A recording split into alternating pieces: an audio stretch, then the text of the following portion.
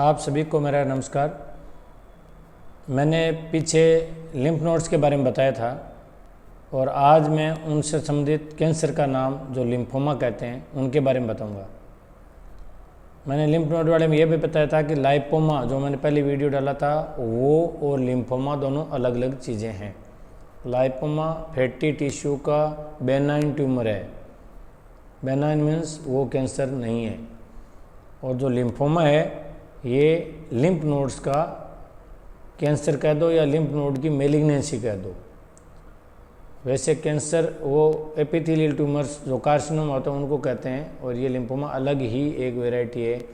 जैसे मैंने पहले भी बताया था कार्सिनोमा, लिम्फोमा, सार्कोमा, ल्यूकीमिया, ये वैरायटीज़ है। इसमें क्या ल्यूकीमिया भी आएगा। तो ल्यूकीमिया और लिम्फोमा में फ़र्क क्या है? ल्यूकीमिया बोन मेरो में डेवलप होता है, ब्लड सेल्स का कैंसर है।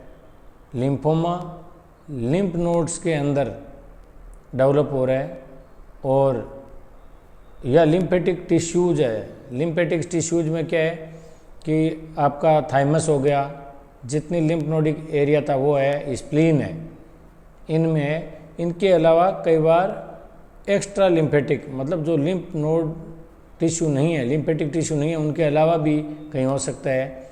जैसे ब्रेस्ट है, टेस्टिस है या साइनसेस है, इनमें कहीं भी या स्किन में भी ये लिम्फोमा हो सकता है जहाँ लिम्फेटिक टिश्यूज नहीं है।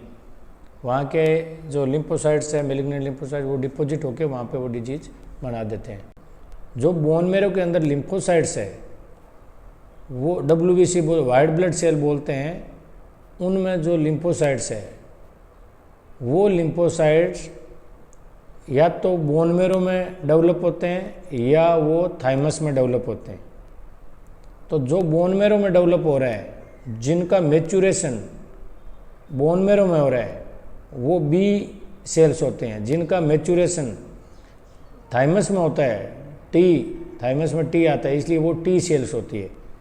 और दोनों ही चीज़ें हमारी इम्यूनिटी में काम करती है। B सेल्स है वो ह्यूमरल इम्यूनिटी देती है, T सेल्स है वो सेल मीडिएटेड इम्यूनिटी देती है। T सेल खुद डिस्ट्रॉय करती है एंटीजेंस को। वो अपने एक अलग बात होगी। अभी हम लिम्फोमा में इसलिए दोनों बता रहा हूँ कि आगे इनका रोल आएगा। लिम्फोमा मोटा मोटी दो वेराइटीज़ में हमने बांटा है। एक है हॉजकिंस लिम्फोमा, एक है नॉन हॉजकिंस लिम्फोमा। हॉजकिंस लिम्फोमा को फिर हमने डिवाइड किए ब्रॉड 2 ग्रुप में। एक है नोडुलर लिम्फोसाइट प्रीडोमिनेंट हॉजकिंस लिम्फोमा और दूसरा होता है क्लासिकल हॉजकिंस लिम्फोमा। जो मैंने पहला ये बोला है NHPHL, ये नॉन हॉजकिंस की तरह ही होता है, लेकिन इसका जो प्रोग्नोसिस है, जो ठीक होने का चांस है, वो हॉजकिंस लिम्फोमा की तरह होता है। इसका डेवलपमेंट हॉजकिंस लिम्फोमा की तरह लगता है। ये B सेल से बना होता है। हॉजकिंस लिम्फोमा पूरा ही B सेल का सेल्स है, उनसे बना होता है। तो इनको हमने हॉजकिंस में डिवाइड कर दिया।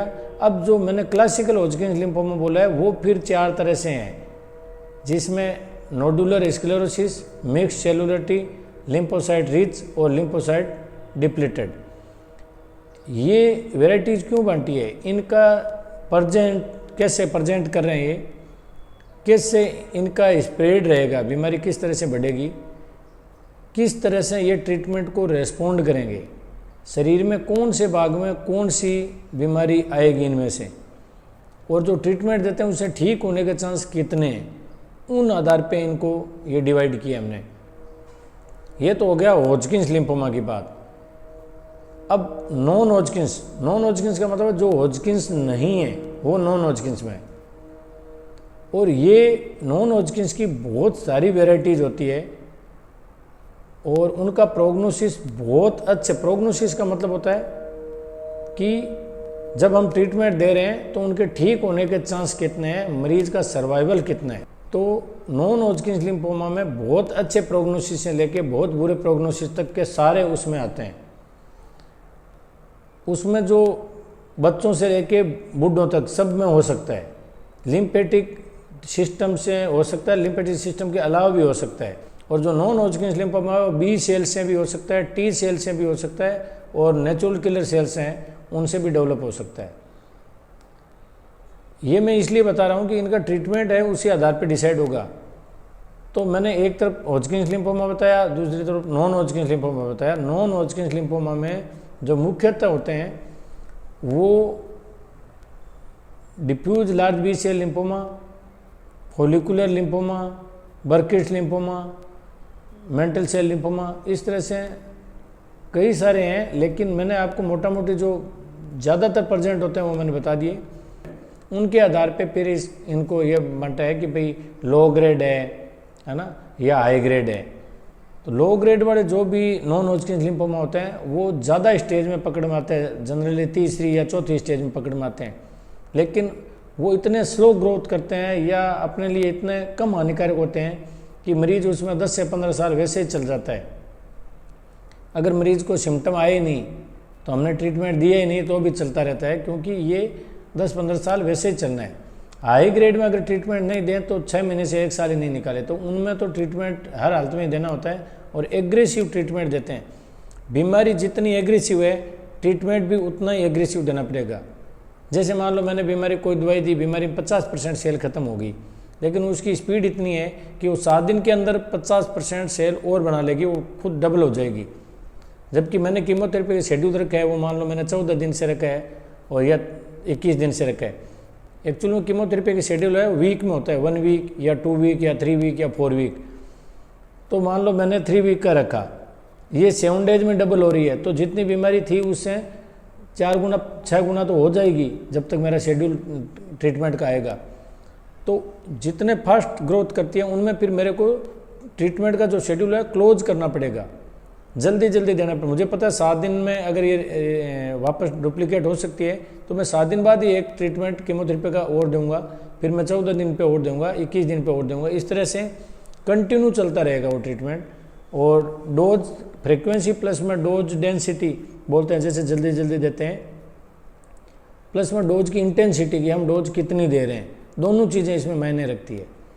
ये मैं जो बात कर रहा हूँ ये नॉन हॉजकिंस लिम्फोमा की बात कर रहा हूँ। नॉन हॉजकिंस लिम्फोमा क्योंकि ये थोड़ा डिफ्यूज है और एग्रेसिव भी है, इसमें स्लो वाले भी है, सारे तरह के हैं, मिक्स है। नॉन हॉजकिंस लिम्फोमा का जो ट्रीटमेंट होता है वो जनरली कीमोथेरेपी है, और कीमोथेरेपी के बाद अगर कुछ पार्ट बचता है या लोकलाइज है, एक ही जगह जैसे डिजीज है मान लो और कहीं नहीं है पूरे बॉडी की, हमने सारी जांच करा ली, सिर्फ एक जगह है, तो आप रेडियोथेरेपी से ट्रीटमेंट कर सकते हो। अगर पूरे बॉडी में फैली हुई तो पूरे बॉडी की तो रेडियोथेरेपी लगा नहीं सकते, तब ट्रीटमेंट कीमोथेरेपी देते हैं। और उसमें आजकल टारगेटेड थेरेपी आ गई जो स्पेशल उसी सेल पे अटैक करेगी जिस पे वो रिसेप्टर पॉजिटिव होगा। तो वो टारगेटेड थेरेपी है, वो काफ़ी बेनिफिशियल भी है, काफ़ी अच्छा सर्वाइवल देती है मरीजों को, और मरीज के साइड इफ़ेक्ट बहुत कम होते हैं। हॉजकिंस लिम्फोमा जो मैंने पहले बात की थी जो इजी है, अच्छा मैं दोनों में डिफरेंस बताता हूँ। हॉजकिंस लिम्फोमा 90% चांस होते हैं ठीक होने के, क्योरेबल के, क्योंकि ये कीमो और रेडियो दोनों सेंसिटिव है। नॉन हॉजकिंस लिम्फोमा ठीक होने के चांस लेस देन 50% है, मतलब 100 लोगों के हुआ है तो 50% लोग ही ठीक हो पाते हैं। और जिनमें जो क्रोनिक वाले हैं, जो लंबे टाइम तक चलते हैं मरीज, वो चलते हैं, बस वो बीमारी ठीक नहीं हो सकती। ठीक उन मरीजों में होती है जो एक्यूट वाले हैं या जो रैपिडली ग्रोथ करती है डिजीज, या तो वो ठीक होगी या मरीज को ठीक कर देगी। तो इन दोनों में से कोई न कोई होना है। तो जो रैपिडली ग्रोइंग है उनको अगर हम एग्रेसिव ट्रीटमेंट देंगे तो बीमारी हमेशा के लिए ख़त्म हो जाती है। ये तो नॉन हॉजकिंस, और हॉजकिंस में बीमारी ठीक होने का चांस 90% है। उसमें भी जो मैंने 4 ये वेराइटीज़ बताई है उसमें लिम्फोसाइट डिप्लीशन वाली सबसे पुअर प्रोग्नोसिस होता है, उसके ठीक होने के चांस कम होते हैं। फिर नोडुलर स्क्लेरोसिस में होता है, और सबसे अच्छा होता है वो लिम्फोसाइट रिच में रहता है, जिसमें बहुत अच्छा ट्रीटमेंट काम करता है। अच्छा, इसमें जो शुरुआती मान लो एक एरिया में या 2 एरिया में डिजीज है, तब तो हम रेडियोथेरेपी से ठीक कर सकते हैं। सिर्फ और सिर्फ रेडियोथेरेपी से ठीक सिर्फ उन्हीं को कर सकते हैं जो स्टेज फर्स्ट की हो। सेकंड स्टेज या ऑनवर्ड रहे उनमें कीमोथेरेपी देते हैं मेन। कीमोथेरेपी के बाद में या तो बीमारी बच जाती है, या शुरू में बीमारी है वो काफ़ी बड़ी थी, 10 सेंटीमीटर या 7 सेंटीमीटर से बड़ी थी, तो वहाँ पे हम फिर रेडियोथेरेपी लगाते हैं कंसोलिडेटेड वहीं पे जहाँ या तो बीमारी बची हुई है या शुरू में बहुत बड़ा बल्क था। अदरवाइज़ कीमोथेरेपी से ठीक हो जाते हैं। और उनमें बीच में असेसमेंट जो करते हैं, पेट सीटी स्कैन होता है, उनसे करते रहते हैं। इसमें एक बात नोट करने वाली थी कि पूरे हॉजकिंस और नॉन हॉजकिंस लिम्फोमा दोनों में ही कहीं पर भी सर्जरी का रोल नहीं है। सर्जरी मतलब ऑपरेशन नहीं कराना होता, सिर्फ जो नोड है उसका सैंपल लेके हम पहली बार जब जांच करेंगे उस दौरान करते हैं। एक नोड है तो उसको निकाला, उसकी जांच की, हमें पता लगाना है कि इसमें हॉजकिंस है या नॉन हॉजकिंस है। फिर हमें पता लगाना है नॉन हॉजकिंस या हॉजकिंस है तो उसमें अगली कौन सी वेराइटीज़ है। उसके बाद हमें पता लगाना है कि इसमें सेल्स के ऊपर कौन से रिसेप्टर है जिसे हम वो टारगेटेड थेरेपी दे पाएँ। हम लोग जनरली क्या करते हैं, पेशेंट को जैसे बायोप्सी लिखी हो गया साहब मेरा ट्रीटमेंट शुरू कर दो, वहाँ जब हम जल्दबाजी करते हैं तो नुकसान है, क्योंकि हमें उस कैंसर के सेल के लेवल पर जो रिसेप्टर है, सेल के अंदर जो रिसेप्टर है जहाँ पे हमारी कीमोथेरेपी यूज आ सकती है, हमारी टारगेटेड थेरेपी यूज आ सकती है, वहाँ तक जाना है। उससे क्या हमारा ट्रीटमेंट ईजी हो जाएगा और ठीक होने के चांस बढ़ते ही जाएंगे। जो ट्रेडिशनल कीमोथेरेपी देते हैं उसकी जगह टारगेटेड थेरेपी दें तो बेटर रिजल्ट है और कम टॉक्सिसिटी है। इसलिए आजकल मॉलिक्यूलर लेवल पर डायग्नोसिस होता है, उसी लेवल पर ट्रीटमेंट की तरफ हम जा रहे हैं। ये लिम्फोमा के ट्रीटमेंट से पहले एक ब्लड जांच जिसको पीबीएफ बोलते हैं, पेरिफेरल ब्लड फिल्म, जो ब्लड है उसकी जांच करते हैं। अगर ब्लड की जांच में कहीं भी सेल्स इमेच्योर सेल आती है या कैंसरस सेल आती है तो हमें फिर ब्लड कैंसर की तरफ देखना चाहिए, क्योंकि ब्लड कैंसर में भी ये सारी नोड्स है, वो सारी नोड्स दिख सकती है जो लिम्फोमा में दिखती है। जो मैंने लिम्फ नोड वाला वीडियो बताया था उसमें मैंने बताया था लिम्फ नोड कहाँ कहाँ हो सकती है। नेक में हो सकती है, अंदर वाल्डे रिंग होती है वहाँ हो सकती है, एक्जिला में हो सकती है, इंग्वाइनल हो सकती है, मीडियास्टम हो सकती है, रेट्रोपेरिटोनियल हो सकती है। ये नोडल एरियाज है तो यहाँ पे लिम्फोमा होने के चांस रहते हैं। Non Hodgkin's lymphoma rarely less than 5% में इन लिम्फेटिक एरिया के अलावा भी कहीं हो सकता है, वो एक रेयर चांस है, इसलिए उसको हमने साइड में रखा है इसमें। तो लिम्फोमा को हमें कैंसर से अलग समझना है। लिम्फोमा का ट्रीटमेंट हर हालत में कराना है। कैंसर से इजी ट्रीटमेंट है, कैंसर से ज़्यादा चांस है ठीक होने के इसमें, और ठीक होने का मतलब पूरी तरह से ठीक होता है, न कि ये भाई बीमारी रह गई होगी, नहीं। 5 ईयर सर्वाइवल, मान लो 5 साल कितने लोग जिए उनको हम 5 ईयर सर्वाइवल बोलते हैं।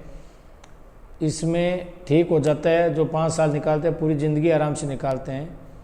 बीच बीच में इन्वेस्टिगेशन कराते हैं कि कहीं कुछ बदलाव आ तो नहीं रहे, अगर नहीं आ रहा है तो एकदम फिट है पेशेंट, बदलाव आता है तो वापस जो भी हम ट्रीटमेंट देंगे उसके प्रति रेस्पॉन्ड करता है। धन्यवाद।